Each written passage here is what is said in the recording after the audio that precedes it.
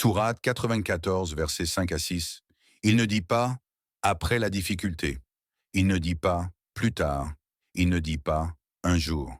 Il dit à côté, comme une ombre collée à toi, mais invisible dans la noirceur. Comme une clé déjà dans ta main, mais que tu n'as pas encore regardée. Comme une porte à quelques pas de toi, mais que ton désespoir t'empêche de voir. Cela signifie que chaque fois que tu souffres, une délivrance marche exactement au même rythme que toi. Elle te suit, elle t'attend. Elle respire juste à côté de ton souffle, même quand tu crois suffoquer. Alors pose-toi cette question, vraiment. Et si ma facilité était juste derrière ma patience? Et si le seul pas qui te manque était celui que tu hésites à faire? Et si ce que tu appelles épreuve était en réalité une étape? Il existe une histoire qu'on raconte souvent, mais qu'on comprend rarement. L'histoire de la graine. Une graine fut enfouie dans la terre. Elle ne comprenait pas ce qui lui arrivait. Le vent se moquait d'elle, la pluie la frappait sans pitié, et la terre l'écrasait de tout son poids. Elle croyait que c'était la fin. Elle croyait qu'on l'avait abandonnée dans un monde froid et silencieux. Elle pensait, je vais mourir ici, mais ce qu'elle prenait pour une tombe était en réalité un berceau, une préparation, un secret, car la graine n'était pas enterrée. Elle était plantée. Allah t'a peut-être placé dans un endroit sombre, pas pour t'étouffer, pas pour te punir, mais pour te protéger le temps que tu développes ce que la lumière n'aurait jamais pu construire en toi, pour te permettre de germer, de grandir, de devenir ce que tu n'aurais jamais osé imaginer. 3. La promesse d'Allah. Jamais il ne te charge au-delà de tes forces. Il arrive un moment où la fatigue devient plus qu'un état. Elle devient un langage. Une manière silencieuse qu'a ton âme de te dire qu'elle a trop porté, trop encaissé, trop dissimulé derrière des sourires automatiques et des phrases rassurantes. Peut-être que tu connais cette fatigue-là, pas celle du corps, qui se répare avec quelques heures de sommeil.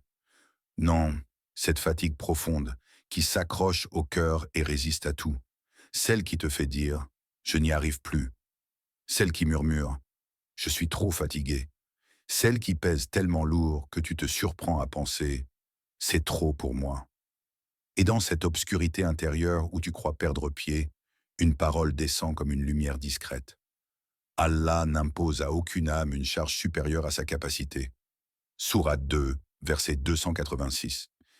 Ce verset n'est pas seulement une promesse, c'est une déclaration sur toi, une description de ce que tu es réellement, derrière les apparences, derrière les fragilités que tu crois avoir, derrière les moments où tu penses être brisé. Lorsque tu lis ou entends ces mots, ce n'est pas seulement Allah qui parle, c'est Allah qui te définit. Il te dit que tu es capable. Il te dit que tu possèdes déjà en toi les ressources pour traverser ce que tu vis. Il te dit que ta fragilité n'est pas un signe d'impuissance, mais une étape de croissance. Il te dit que ta limite n'est jamais dépassée. Jamais. Ce que tu vis en ce moment, ce qui te pèse, ce qui te fait peur, ce qui essaye de te faire douter de ta valeur, tout cela est calibré avec une précision divine. Et même si tu ne le vois pas encore, même si tu ne le ressens pas, même si ton cœur te dit le contraire, tu as déjà en toi la force qui te permettra de traverser cette épreuve. Elle est là, depuis toujours. Elle était peut-être endormie, mais elle n'a jamais disparu. Allah ne te donne pas des épreuves pour mesurer ta douleur. Il te donne des épreuves pour révéler ta force. Il y a une question que tu dois te poser maintenant. Une question qui agit comme un miroir. Une question qui, si tu la regardes sans détour, réveillera une vérité que tu as oubliée. Qu'est-ce que j'ai vécu dans ma vie que je pensais impossible à supporter? Et pourtant, je suis encore là aujourd'hui. Regarde en arrière. Vois ces moments où tu pensais que c'était la fin. Ces jours où tu as pleuré en silence. Ces nuits où tu ne croyais plus au lendemain. Et pourtant, tu te tiens ici, maintenant, debout malgré tout, présent malgré tout, vivant malgré tout. Ce n'est pas un hasard, ce n'est pas de la chance, c'est une preuve. La preuve que tu es beaucoup plus solide que tu ne le crois. La preuve que tu as déjà vaincu des tempêtes que d'autres n'auraient pas supportées. La preuve que ce que tu vis actuellement, tu peux aussi le surmonter. Allah le savait, avant toi, bien avant toi. 4. La promesse la plus grande. Allah n'abandonne jamais ceux qui reviennent à lui. Il existe, au fond de chaque être humain, un lieu que personne ne voit. Un lieu que ni les mots, ni les gestes, ni les prières formulées à voix haute ne suffisent à dévoiler. C'est l'endroit où se cache ta culpabilité. Cet endroit-là, tu le connais. C'est le lieu où tu te dis « Je suis allé trop loin. J'ai trop fauté. Allah ne voudra plus de moi. » Et pourtant, c'est exactement là que commence la plus grande promesse d'Allah. Peu importe ce que tu as fait, peu importe les routes que tu as empruntées, peu importe la profondeur de tes erreurs ou la longueur de ton éloignement, Allah t'appelle encore. Il te parle comme on parle à quelqu'un qui se croit perdu alors qu'il ne l'a jamais été. Il dit « Ne désespérez pas de la miséricorde d'Allah. Allah pardonne tous les péchés. » Sourate 39, verset 53. Tous les péchés. Ce ne sont pas des mots symboliques. Ce ne sont pas des mots métaphoriques. Ce sont des mots absolus. Des mots qui ne laissent aucune ombre, aucune ambiguïté, aucune porte fermée. Tu peux avoir un passé lourd. Tu peux avoir commis des choses que tu n'oses même pas prononcer. Tu peux avoir marché dans les ténèbres plus longtemps que tu n'as marché dans la lumière. Mais rien de cela n'annule ta place auprès d'Allah. La porte d'Allah n'est jamais fermée, jamais verrouillée, jamais repoussante. C'est toi qui t'es éloigné. Pas lui. C'est toi qui as tourné les talons sans t'en rendre compte. Mais lui, il est resté exactement là où tu l'avais quitté. Et sa promesse ne change pas. Si tu fais un pas vers lui, il court vers toi. Ce n'est pas une image, c'est une réalité spirituelle plus vraie que ce que tes yeux perçoivent.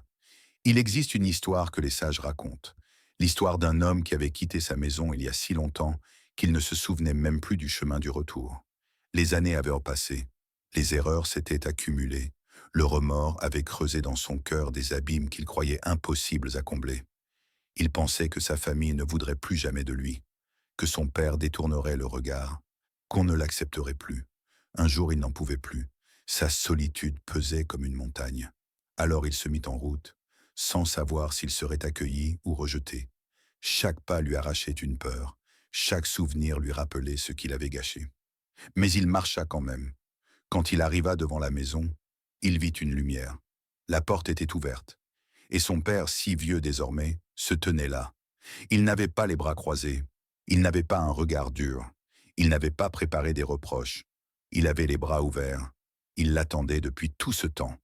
Pas pour le juger, mais pour le serrer contre lui. Et toi, tu dois comprendre quelque chose. Ce père, ce n'est rien. Ce n'est qu'une faible image, une ombre pâle, un simple exemple. Car l'amour d'Allah est infiniment plus vaste que celui de n'importe quel parent, plus tendre, plus pur, plus accueillant. Et si tu reviens vers lui, même après tout ce que tu crois avoir détruit, tu découvriras que sa porte ne s'est jamais refermée. 5. La promesse finale. Celui qui met sa confiance en Allah ne sera jamais déçu. Imagine-toi debout, face au vaste horizon de ta vie, un horizon qui peut parfois paraître flou, incertain, chargé de brume ou de doute. Tu avances, mais tu ne sais pas exactement vers quoi. Tu veux changer, mais tu ne sais pas par où commencer. Tu cherches la paix, la tranquillité, cette lumière intérieure qui stabilise tes pas et apaise ton souffle. Mais chaque fois que tu t'approches d'elle, elle semble reculer d'un pas, comme un mirage qui t'échappe au dernier instant. Et pourtant, le secret n'a jamais été loin. Il n'a jamais été compliqué. Il a toujours été là, simple, clair, limpide, déposé dans un verset qui pourrait transformer ton existence entière si tu le laissais vraiment entrer en toi. Allah dit « Et quiconque place sa confiance en Allah, il lui suffira. » Sourate 65, verset 3. Prends un instant, lis ces mots comme si ton cœur les lisait, comme si Allah te parlait directement, maintenant, dans ce moment précis de ta vie, parce que c'est exactement ce qu'il fait. Il lui suffira. Pas, il l'aidera un peu. Pas, il fera ce qu'il peut. Pas, il accompagnera de loin. Non, Allah promet, il lui suffira. Ces mots portent un pouvoir immense, un pouvoir que ton âme reconnaît instinctivement, même si ton esprit l'oublie. Un pouvoir qui pourrait renverser toutes tes peurs, redresser ton dos et remplir ton cœur d'une force que tu n'as jamais ressentie auparavant. Parce que cette promesse ne parle pas seulement d'être divine, elle parle d'une présence. Une présence qui te protège, qui te guide, qui te porte, qui veille sur toi-même lorsque tu crois être seul. Une présence qui transforme le chemin le plus compliqué en chemin possible et le plus sombre en passage vers la lumière. Fais une pause et demande-toi, combien de fois dans ta vie as-tu porté des fardeaux qui n'étaient matés pas les tiens? Combien de fois t'es-tu épuisé à maintenir debout quelque chose qu'Allah voulait que tu lui remettes? Avant de quitter cette vidéo, pose-toi cette dernière question. Qu'est-ce que je suis prêt à laisser entre les mains d'Allah aujourd'hui? Parce que ta vie peut changer. Pas demain, pas dans un an, maintenant.